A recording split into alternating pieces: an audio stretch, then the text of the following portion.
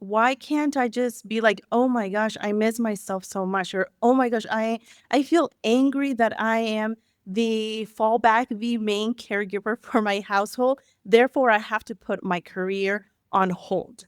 And it's silent because it's a cultural expectation that comes from Marianismo that mamá no tiene de qué estarse quejando. Ella no te tiene que quejar because that's her role. That's the expectation that she is the main caregiver of the house. So that's the belief that, again, that moms are going to be sacrificing themselves over others.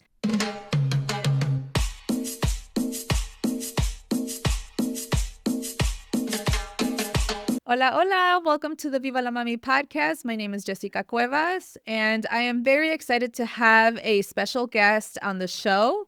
Her name is Juda, and she is a bilingual associate marriage and family therapist, postpartum coach, maternal mental health advocate, a PSI member, and you're also a workshop facilitator and mom of two.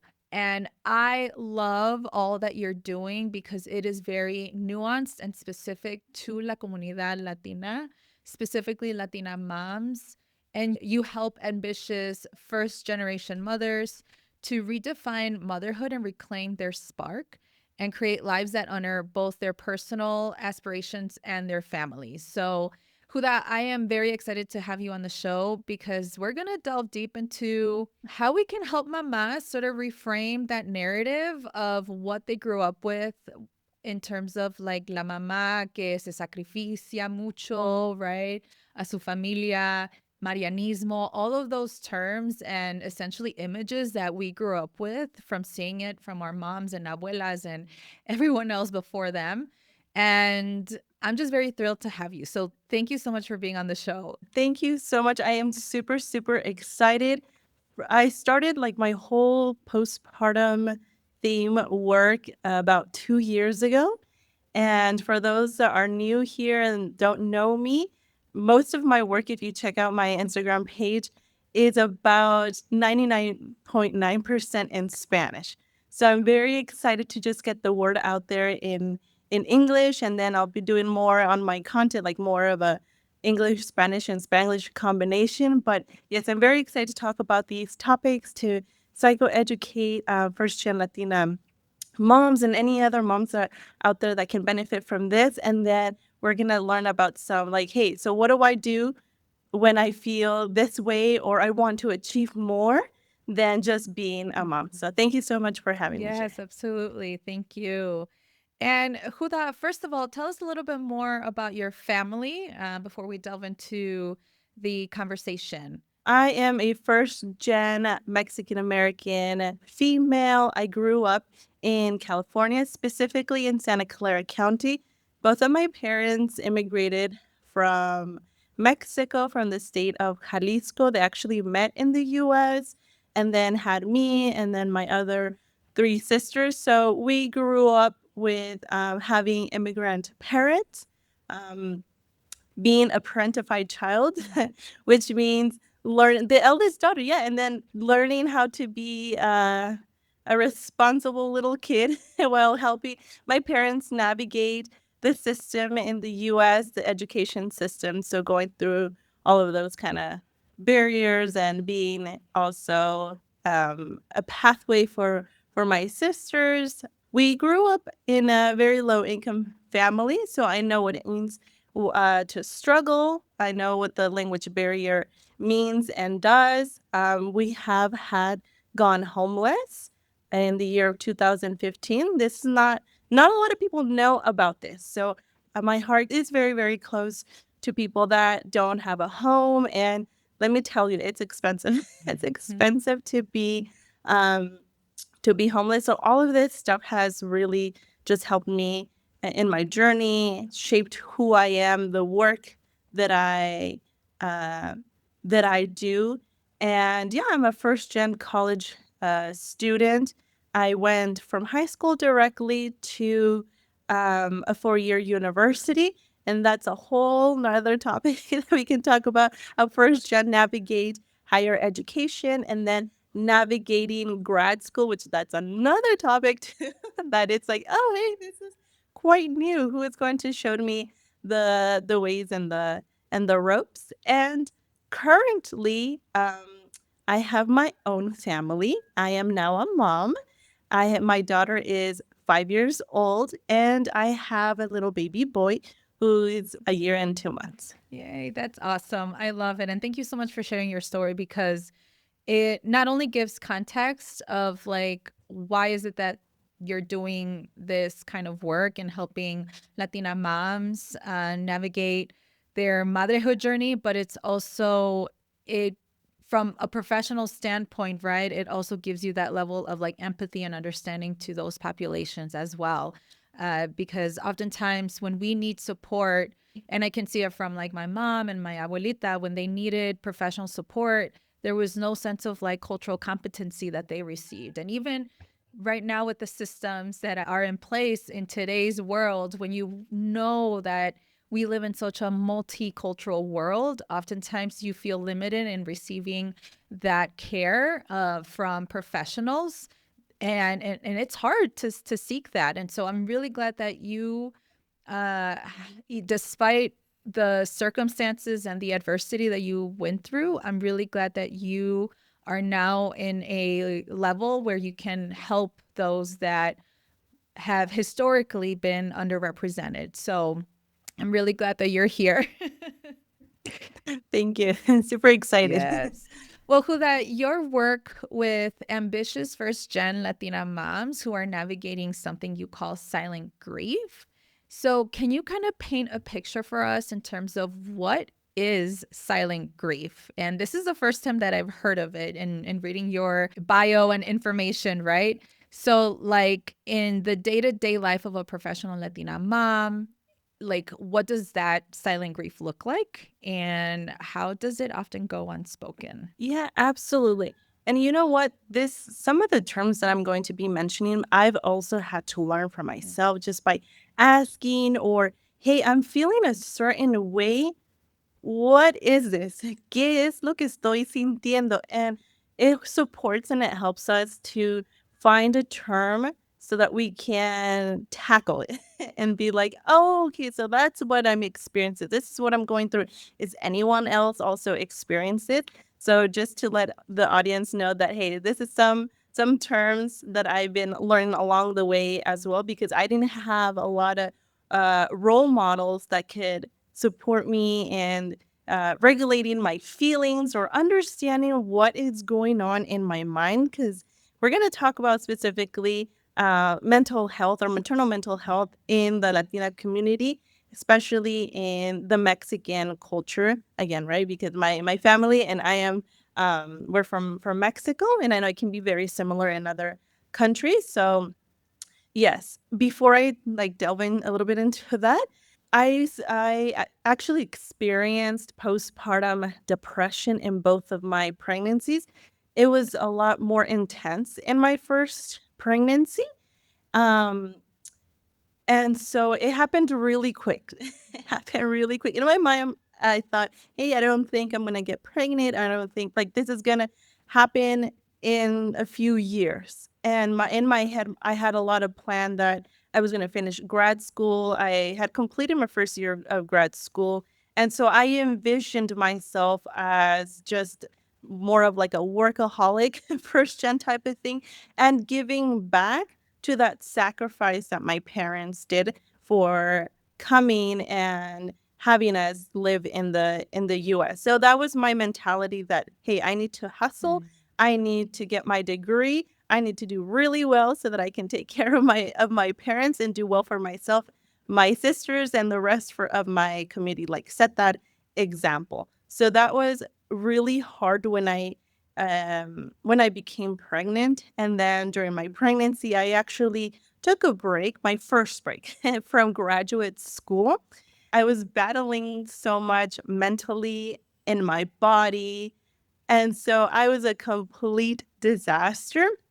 And recently, with all the work that I've been doing, talking to other colleagues, doing collaborations, being more involved in this perinatal mental health world, um, we have talked about, and I say we because with other colleagues that are also from other Latin countries, that we have talked about this silent grief that mothers go through. So, what is silent grief? So, basically, is the mourning of so many losses that professional women go through, such as, so what happens in these silent losses, right? Because sometimes it's something that maybe physically we don't, no perdemos, we don't lose, right? Kind of like losing a pet, losing a family member, or my car, mourning a car that maybe was wrecked in a car accident. So again, it's the silent losses that happen spontaneously, and sometimes we just don't have control over these things, and then just cause us to have so many thoughts in our head. So like I mentioned, right, we lose a lot of that time. We don't have a lot of that time, whether and perinatal mental health comes from starting to conceive a baby, not even just from pregnancy, but starting to conceive, because there's so much that can go through mentally and physically and financially for so many people. And that can take a lot of time away from, professional first gen women. So it's a lot of time que a veces estamos perdiendo. Y no se diga de la identidad, our identity, because since we lose that that time, it's now, oh, who am I, what have I become, am I just a mom, how do I split my time if you have other kids with my other children, with the other activities that I used to have, how do I have more time for my partner, for my community, and so many other things that that nos estamos como, we feel constrained in that time that we have. So yes, I time is like a big one for me. So Yeah. I have other stuff, but yeah. No, yeah, and I am very certain that everyone has known this kind of feeling, right? That we've all gone through this type of experience. And I love it that now you are putting this into words for us, especially for those that never heard of like silent grief. Like, again, never heard of this. And it makes it so interesting, right? That oftentimes when we don't have the language, we may feel like we are inferior or we're different, we are isolated. And hopefully, through this knowledge base that we are getting today, we're able to feel a little bit content and knowing that we're not alone. And that is the whole purpose of not just this episode, but this podcast, this community of Viva la Mami, that, I want Latina moms to feel empowered so that they can choose their own path in motherhood. And through this level of empowerment, they have the tools like your knowledge, right, to better inform Latina moms about how they're going to choose their path. And I know that a lot of times we are highly influenced by the people around us. I mean, we are social beings, right? And I'm now bringing my Mhm. sociology, degree here, but we are all like social beings that essentially we get influenced with what we see, what we hear, what we know based on our social circles. And when it comes to Marianismo specifically, even though maybe some families don't have that word in mind, right? Que, ay, aquí está el Marianismo, like it's just the culture that is so embedded in us that we often don't see it. We just act on it, right? And it's Mhm. all based on behaviors, based on what we see from our family, specifically las mujeres de la casa, las mujeres that we were raised from. And so for listeners who may not be so familiar about Marianismo, can you explain what it is and how this sort of cultural expectation shows up in our own motherhood? I heard this term as an undergrad back in like 2013ish. um, and then started to work more with it a few years back, now doing like my postpartum work. And so Marianismo is the term that was coined in the 70s by political scientist Evelyn Stevens. And it was kind of to give the other face of machismo. So, what is exactly Marianismo? So, it's the cultural expectation that women are self sacrificing. It doesn't matter if mom is mentally exhausted, if mom is physically exhausted, she has an illness, if she's working, si está emprendiendo, if she has other community responsibilities. She is a self sacrificing being. She doesn't have any feelings, she doesn't have any aches. And mom is available 24/7 for everyone in her household, including the children, including the pets, including the house, including the spouse, and the rest of all the other roles that she is in, but not for herself. Hmm. No existe. Yeah. Como que no existe, como que ella no existe.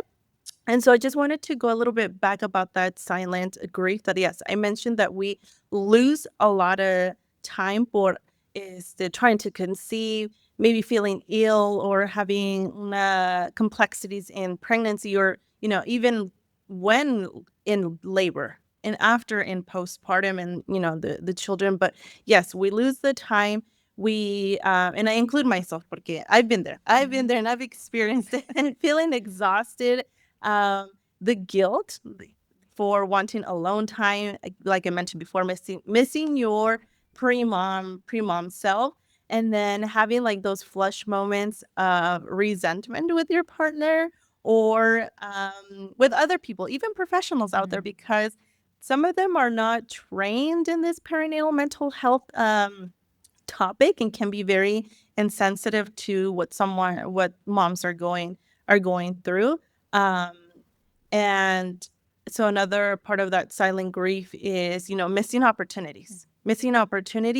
And so over functioning, trying to, work, improve yourself. Am I still like a professional? Am I a mom? And I'm an entrepreneur? Am I still spiritually like connected to my spirituality?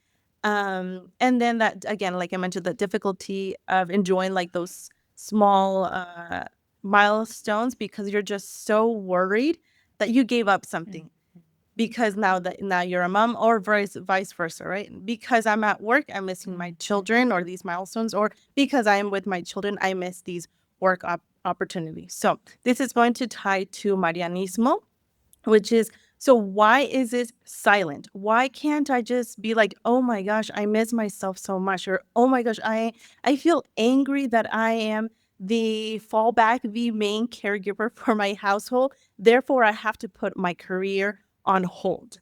And it's silent because it's a cultural expectation that comes from Marianismo that mamá no tiene de qué estarse quejando. Ella no te tiene que quejar because that's her role. That's the expectation, that she is the main caregiver of the house. So that's the belief that, again, that moms are going to be sacrificing themselves over others.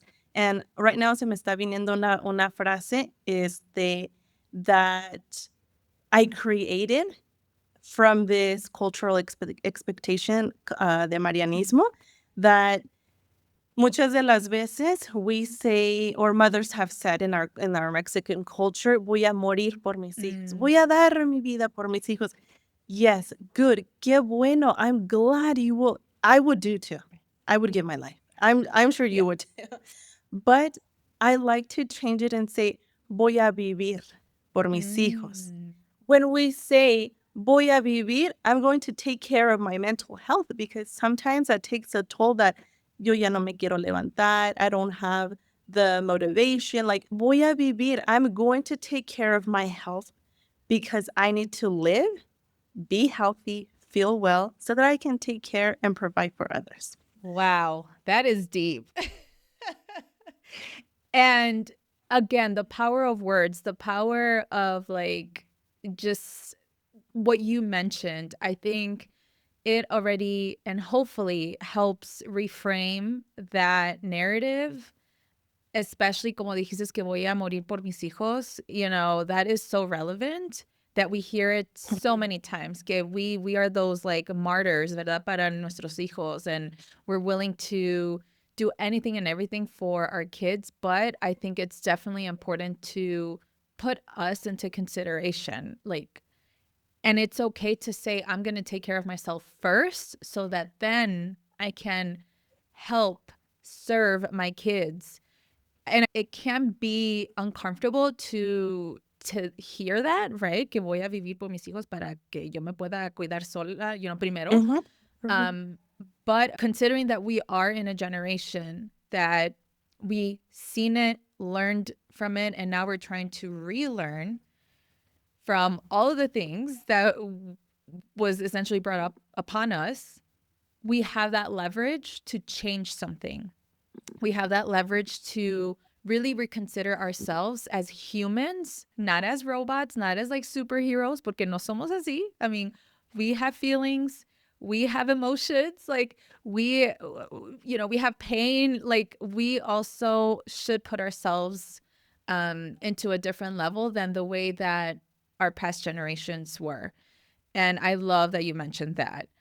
Y you know, you do mention that you specialize in something called matrescence. And so, what is this? You know, why do you think that first gen moms, professional moms, in particular, struggle with this transition? And how does losing touch with who you were before having kids contribute to postpartum anxiety and depression? Yeah, and I was just like you a few years ago that I said, ¿Qué me está pasando? Why do I feel this anger, this resentment that I want to be or have before becoming a mom? And it's again that part of that cultural expectation of Marianismo that my grief becomes now silent because we are scared of being judged and sound ungrateful and that we are selfish. So sometimes when we lack the language, like I mentioned before, or the terms, such as, you know, matrescence, silent grief, we assume that our feelings are abnormal and we need to suppress them because, whoa, forbid, forbid that you want more than being a mom, forbid that you have aspirations and goals outside of motherhood. So, again, by naming it, we give that validation, we empathize with ourselves, and then we have something to tackle on. And again, like I shared before, I would say, like, why am I missing my pre-mom self? Why do I feel like this pull of I want the best of these two worlds. I want to continue to make money.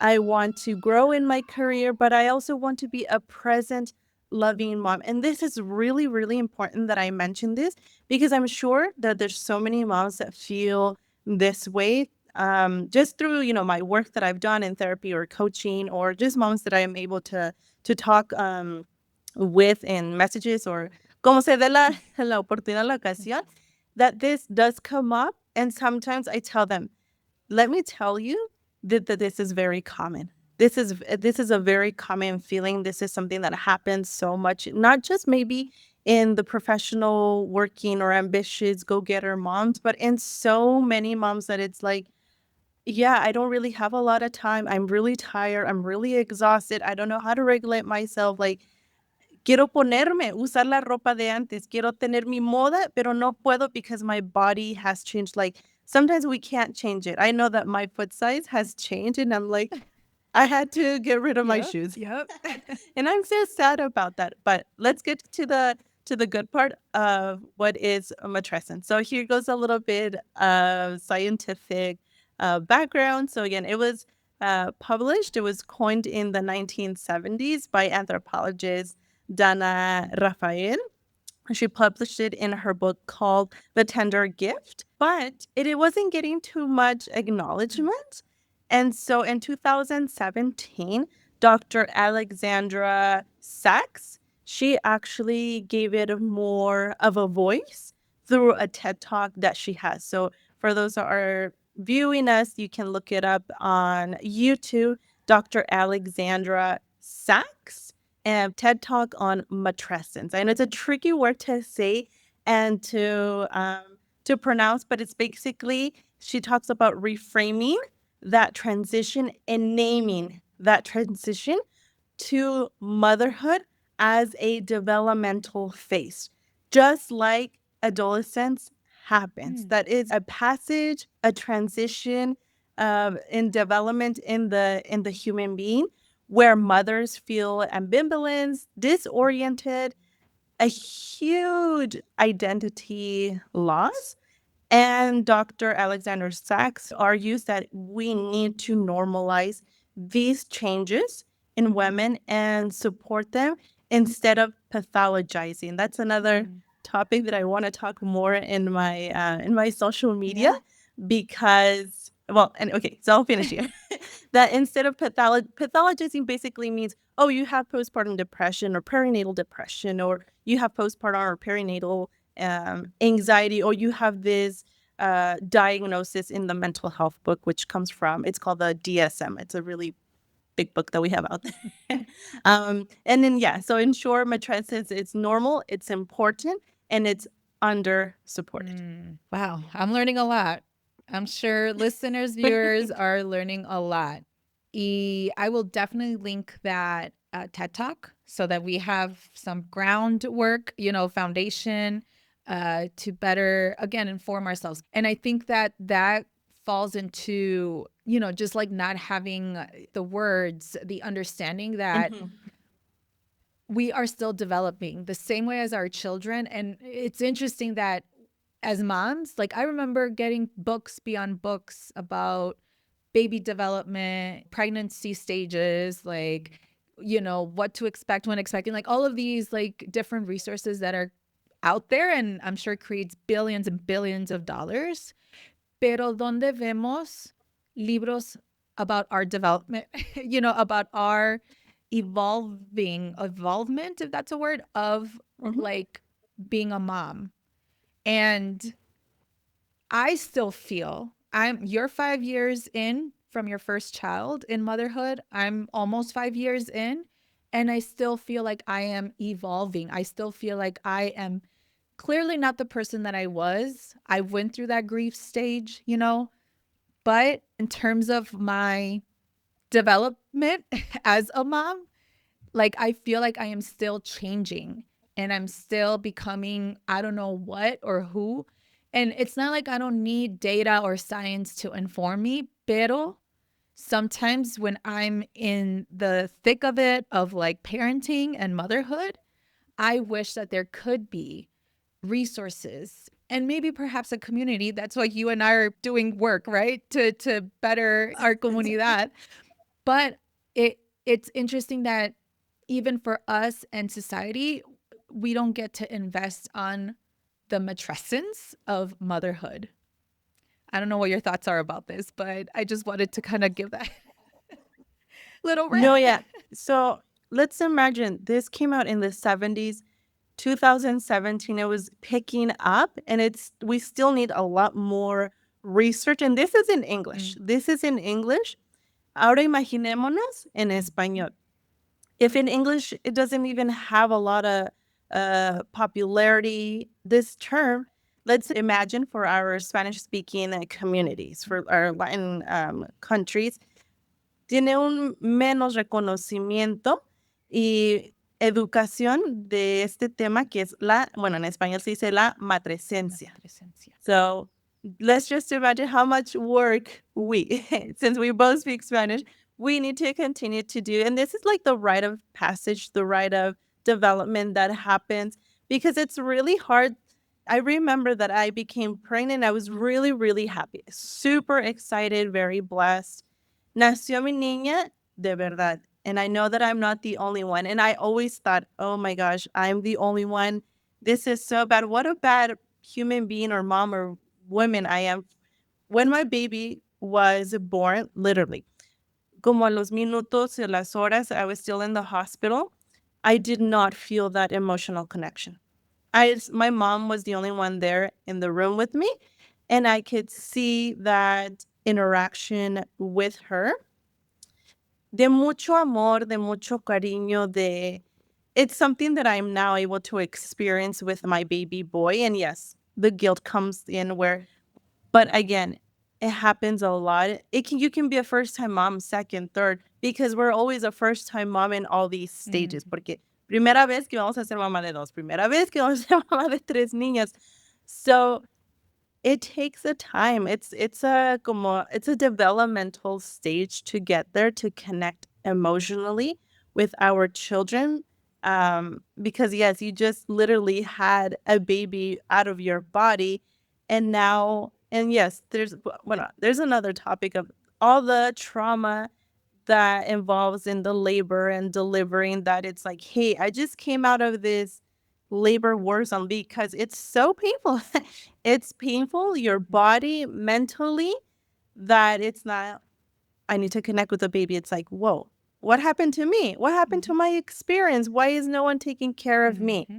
Why is no one validating, empathizing, putting attention to what I just went? Like literally, we just went through a war zone, whether it was a vaginal birth, C-section, emergency, de lo que sea was our delivery. A lot of the times, yes, we do have like these trauma labor stories that come up, and that can be very difficult to connect with our babies. And again, really own that identity as a mom.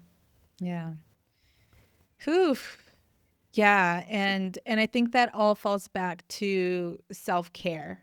And I think in our cultura, we definitely receive la cuarentena, right? Everyone is, yes, helping you with the baby, but they're also taking care of you. And then afterwards, it's like, ya tienen las alas para volar. And I think with self-care specifically, even though it is such a buzzword, for many Latina moms, we struggle. We don't really know what self-care is because we didn't see it through our moms. And I remember my mom specifically, she was a working mom. All what she did was just like return back from work, take care of whatever needed to be taken care of for the next day, y ya era todo. It was, again, serving our family, making sure that we were fed, making sure that, everything is ready for the next day. And it was just like a go, go, go kind of environment. And clearly very US centric, porque así es la cultura, right? And so I never got to see my mom really take care of herself. It wasn't until she literally became a grandma and she was like, I'm going to take care of me. And now I am seeing that. Pero why is it that it had to take 20 plus years, right? For me at least, to see that she was taking care of herself. And at least for moms right now that are early on in their motherhood journey, and I would say, I don't know. I don't know if there's a specific timeline of like when you are a young mom versus like an experienced mom, ¿verdad? But at least for those that are starting into this new stage, how would you help us redefine what self-care is in a way that actually feels doable and that doesn't trigger either the guilt or that because they didn't see it growing up, that it's non-existent? Like, how can we reframe that and rechange that? Recently, I worked with a mom that because I have a module called the self-care menu that I created. And so this mom is from Mexico. She has three kids, and one in or actually two in elementary school and one in high school. And so she said, I don't know what is self-care for moms. Like, what does that mean? Can you explain that to me? And so I asked her to explain it to me, like, what do you think is this term about? So basically, she said, well, I don't know, like I take care of myself. I brush my teeth. I do my hair. Yeah, I wear some makeup. I exercise. I do this. It's just a routine for me. So again, just because we didn't see it model, why we didn't see it model, again, le vamos a echar la culpa al Marianismo. From, again, that cultural expectation que a las mamás no las vemos que se cuidan, mamás Son las últimas, la última en comer, la última en bañarse, la última en dormir, pero la primera en despertar. So again, since we don't see that model growing up, we just don't know these terms or what it does for our mental health and our overall well-being. So what I really like to work with moms, and I share this a lot, is that we are like a cup. No traigo aquí mi vaso. But we're like a cup, and we're this cup and we're pouring into others. We're pouring into our child one, child two, three, how many we have, la pareja, the community, so many other things throughout the house, the dishes, mopping, cleaning, the laundry. What happens to our cup? Se acaba. There's nothing. There's nothing. So I say, when you have an empty cup, what do you pour? Nothing. There's nothing to pour. When the battery is dead, nothing. The battery can't. No te puede dar nada. So I let moms know that we are this cup pouring into other people constantly throughout the day. When this cup becomes empty, claro, no podemos dar nada. We can't give anything, but what can we give? We give anger. We give sadness. All of that stuff. Y luego dicen, ¿por qué? ¿Por qué estás gritando? ¿Por qué están de ese mal humor? Well, I wonder why. I wonder why nothing can't give nothing. So I tell moms that, yes, el autocuidado en las mamás specifically, it's not, ¿qué vas a hacer por ti cada mes? ¿Qué vas a hacer por ti cada semana? We can't think like that anymore because, like I said, we are constantly giving, constantly giving. ¿Y quién nos va a rellenar? ¿Quién va a recargar nuestra pila? Sometimes we don't have a very involved partner. Or they just don't know. They just don't know. And again, viene de estos términos que es el machismo, que es el Marianismo, that, the spouse typically is the one just working y es todo lo que se encarga, no más de trabajar y proveer para su familia. So I tell moms, okay, ¿cómo te vas a rellenar otra vez? And this is where comes the module that I created. I have a worksheet as well. So what the menu basically is, ¿cuál es tu aperitivo? The appetizer. The appetizer is a daily activity that hopefully can become non-negotiable. Non-negotiable is that no voy a hacer tratos, no voy a negociarlo, se tiene que hacer porque se tiene que hacer. It's the law. It's my law. So what can you do every day? That's the appetizer of the self-care menu. Whether it's drinking coffee, exercising, talking to a friend, going for a walk, for me, is taking a shower at least twice a day. And I have noticed that the water a mí me calma, that contact that has to my skin supports and regulates my nervous system. So when I feel that, hey, you know what, I'm at the last straw, I can't do it anymore. Or in the morning, I say, you know what, me voy a estresar porque tengo que hacer el desayuno, tengo que llevar a mi niña, y luego el bebé. Let me hop in the shower. I need to hop in the shower. Hop in the shower. And that's my daily non-negotiable appetizer in my self-care menu.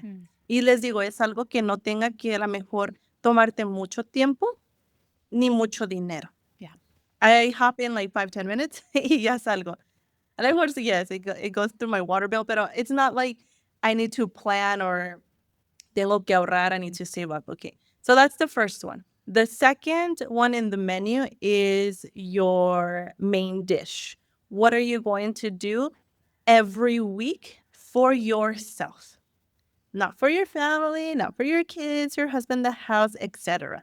For you. Porque he hecho esta actividad. I have done this activity with moms where they plan it out for their family. That yes, it involves them. But I said, no, it needs to involve only you because you need to fill your cup up. Okay, cada semana, esta actividad de cada semana, it's going to take a little bit more time and maybe a little bit of more financial resources. So for example, for me, it could be, you know what, I'm going to work on a project for 3 hours. I need to find childcare, my husband, or whatever may be the situation. Voy a ir a caminar, or sometimes, I spend a little more time at church. And I say, yes, me tengo que levantar temprano, pero that's my self-care that I don't do it every day, that I'm going to stay, for maybe 2 hours at church because I get to socialize, talk, and whatnot. Okay, the last part in the self-care menu, les digo que is part 2 of the main dish. ¿Qué vas a hacer por ti cada mes? Again, we're como que le estamos upping up the notch of the time and the financial resources. Cada mes, I can go get my eyebrows done because I don't need to do it every day or every week. I can do my eyelashes, or I can do an activity where it can take me the whole day, or mediodía, or invest in a program or something like that. But I think we're getting the idea here. And the last part of the self-care menu is your appetizer. This is something that you're going to do, gift, ask, or whatever it may be for yourself once a year. A lo mejor va a necesitar más tiempo, más dinero. For example, for myself, I say my appetizer for the whole year va a ser unas vacaciones en un todo incluido, en un hotel en México. Because I don't have to cook, I don't have to clean. I just go show up there, have food, have fun, get contact with the water, sometimes get childcare for my children. But again, this is not something I can do every month or every week. So this is un poquito that how I try to reframe it. And the last part, just to wrap up maybe this topic, is I give it what we are modeling to our children. So shifting that mindset that instead of feeling that in guilt, les digo, guilt is good. Guilt keeps you in check. Hey, Judah or Juda, are you being a good mom? Estás pasando mucho tiempo porque, hey, maybe I can't leave for a whole week or a whole month. So it's keeping me in check, that guilt, pero cuando it's overpowering my mind and my body, no me deja function how I'm supposed to function, or colapsa my well-being. So it's important to reframe that, and instead of I'm so guilty because yes, I have felt that before. Quickly, really story, con mi niña también, yo decía, ¿cómo voy a comer? ¿Cómo me voy a bañar antes de mi niña? I was hangry, malnourished. I didn't look well. I didn't feel well. But I changed that. I said, you know what? Me voy a levantar temprano, me voy a bañar, me voy a arreglar, voy a comer yo primero, algo calientito. Now I am mentally prepared, physically well, that I can provide for my child. And it's that mind shift of, ay, qué mala mamá, or that guilt that, no, I am modeling to my children that my mom also needs and deserves to be taken care of. Your children are going to model that as well, that, hey, mom, y ahí vienen cuando nuestros niños vayan más grandecitos a la escuela, I'm so tired from school or the job, and instead of us telling them, pues trabaja más, échale más ganas, ponte a estudiar, get another AP class or honors class. No, our children are going to learn from us and be like, hey, mom, I think I need a rest. Hey, mom, I think I need to drop an honors class. Or hey, mom, I don't think I can do this sport. So, whew, that was a lot on self-care. So take it away. Yes, no, I love it. I love that you helped us, redefine it, and understanding that we can take those steps. We can start out with the appetizer. We can then go into the meal, and essentially we end up filling our cup. And I love that you gave that analogy, porque we often don't hear about that, or it's that Marianismo, like kind of ingrained in our mind and in our upbringing, que we don't see moms as like humans. and and I think with the modeling part, it all makes so much sense. Like our kids will essentially learn how they can also prioritize on themselves and not struggle later on, especially, the little girls. Like I don't have girls, I have 2 boys, but also showing my boys que should I should be the number one, right? Like that I matter, that my self-care is the number one priority, so that then I can feed into them and be more present than just like trying to survive. And yeah, thank you so much for providing all of this context, because it really helps. So you're also a PSI mentor. Why is community so essential in motherhood? especially for those of us that feel isolated in our experience? And what message of hope do you want to leave with the mamas out there listening or watching this video who feel stuck between, their cultura and Marianismo and honoring themselves as well and prioritizing on themselves? Motherhood is both a biological, social, psychological, community. And this is why it's important to find your place that you belong to. And this can be in many different places. Les digo, con tanta tecnología que hay ahorita, because this is the era that we live in. That I also tell, I have another different module of your support system, because a lot of the times from that Marianismo, it's kind of like, well, the only support or help that I have is my partner. And unfortunately, we don't have many partners. And I say this because of the work that I've done and the research that I've seen out there as well. Que muchas de las veces, we don't have a lot of, and usually it's the male partner that doesn't empathize or validate that emotional experience that moms are going through. Again, we can probably go back to that whole machismo.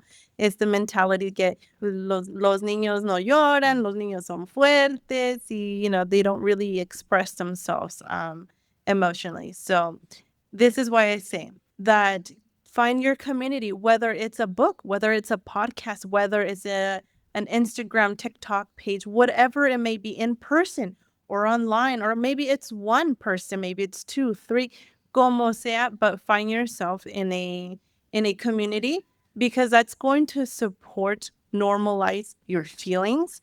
You're able to share your experiences, and it's also going to support you to model different ways of healthy parenting, and as well as with your real relationship. So right now I am currently involved with PSI, which is Postpartum Support International. It's an organization based in the US, but it offers services in Spanish and in English. I'm more involved in PSI en Español. I'm more involved in the Spanish community. I'm getting now more involved also in the English front, because I have some projects that I want to do in California. But basically, there's a lot of resources. I like this because, again, from the story that I share, that yes, I became homeless as a young adult with my parents. This is before they got before they got divorced. So that's another story. But we were still a family. I was a young adult, and my resources financially were very limited. So I had to find ways to support myself so that I can graduate college and, just better my life and everything overall. So this is why in my work, I love to just provide free resources. This is what PSI provides. I tell them, if you can't afford therapy or a coaching session or buying a book or whatever it may be, because I understand, like, trust me, I do understand what it means to not have the financial resources. Ask me. Ask me. Yo con gusto te comparto resources. If I don't know, I'll ask, or I'll just post on social media, hey, does somebody know? Because I don't know everything. So los recursos que hay en PSI, I'm going to share in Spanish para que nuestra audiencia en español tenga más contacto con esta organización PSI. Si tú eres una mamá en el posparto que está embarazada o tiene hasta 2 años de posparto, puedes aplicar para el programa de mentoría, donde a lo mejor te sientes triste, confundida, problemas con tu pareja, no sabes qué darle a tu alimentación complementaria, o sea, cualquier tema en la maternidad, en esta temporada de embarazo hasta los 2 años, puedes aplicar para el programa de mentoría, y es totalmente gratis. Yo soy una mentora. A mí me hubiera gustado saber de esto cuando estaba Yo embarazada. también. Entonces, aplicas Y este programa es de 4 meses de mentoría totalmente gratis. O sea, es gratis. Y nosotros en nuestras reuniones decimos, si este recurso es gratis, ¿por qué no hay más mamás? Entonces, para que nos están viendo, por favor, apliquen. Si no saben, mándame un mensaje y ya yo te enseño cómo puedes aplicar. Aparte de ese programa de mentoría, tú puedes llamar a la línea cálida y decir, ¿sabes qué? No me siento bien, no sé si en la área, en cualquier parte del mundo que estés. Esto es mundial. Puedes tú llamar y decir en español, me siento mal, yo no sé si ocupo, recursos de psicología, o de psiquiatría, o no sé si hay algún grupo de mamás, lo que tú quieras compartirle, alguien te va a contestar, van a tomar tu información y luego te vuelven a llamar otra vez para proveerte los recursos.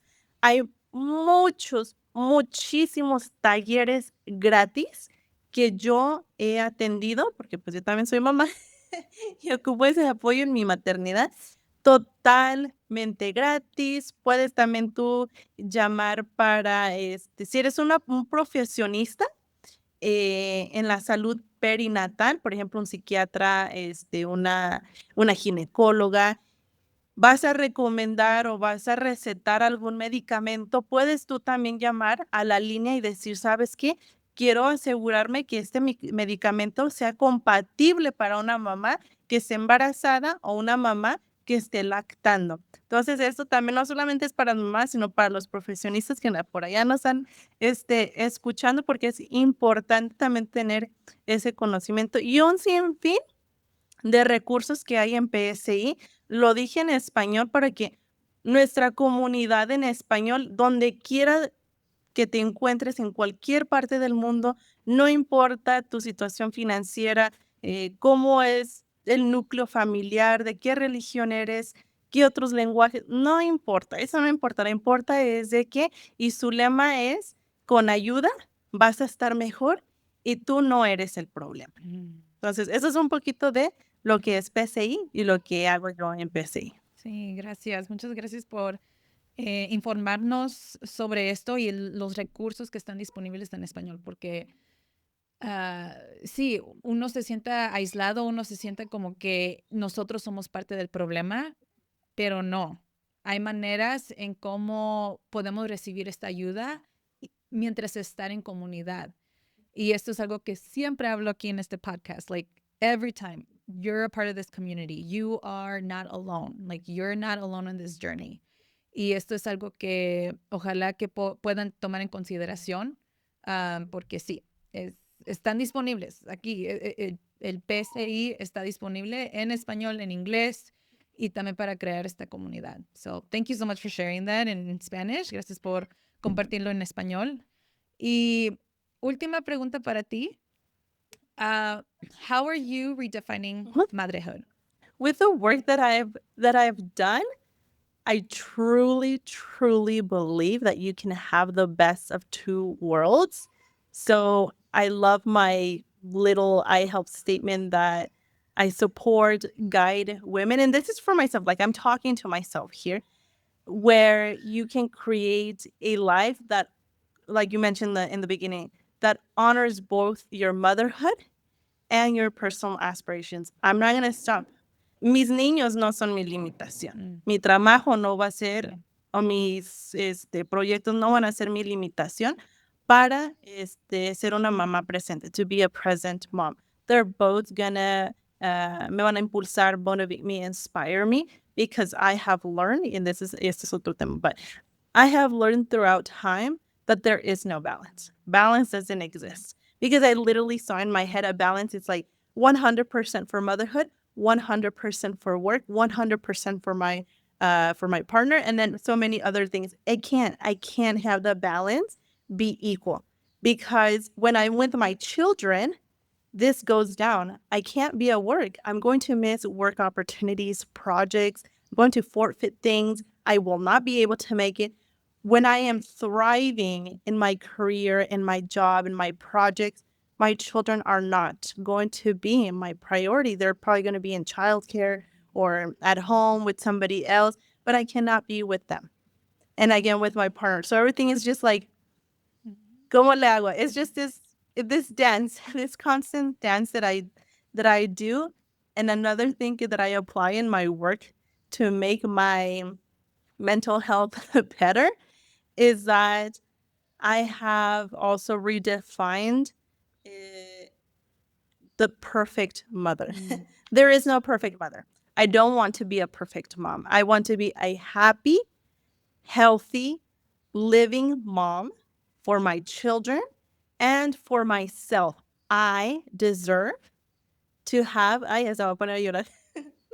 Because yeah, I do. Mhm. I deserve to have a stable mental health. I deserve to be healthy. I deserve to have an abundance. I deserve to be a present mom. I deserve to have my dreams, my aspirations be fulfilled. Y con el trabajo que he hecho, with the work that I've done, I've also learned that I need to prioritize every day what I'm going to be doing, which is this dance that I do. Am I going to prioritize today my children? Sometimes it is. Sometimes I prioritize my house and my children are over here. Sometimes I prioritize my work, children in the house are over here. Mhm. So it's just a constant, beautiful dance that I'm doing because, yes, I don't want to strive and be that perfect mom. Porque I've tried it, didn't go Mhm. well for me. Nope. Nope. I love this. And let this be the mantra of like el siglo. I think that we all deserve to be everything, and we deserve to prioritize on ourselves and to be in the dance. I like it. Nos Mhm. gusta bailar, so why not apply it Yeah. to motherhood, right? Yeah, absolutely. Yes, I love it. Well, Jara, ¿dónde te pueden seguir?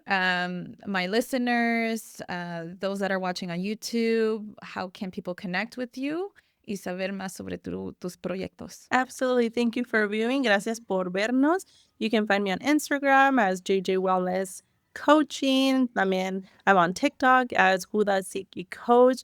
Ahí lo vamos a poner que my URLs are a little different. Mis nombres son un poquito diferentes en mis redes para que puedan ver el trabajo que estoy haciendo. Y creo que mi última frase sería últimamente he dicho es: preguntando se llega a Roma. Si uno no pregunta, nadie va a saber, no te vas a mejorar.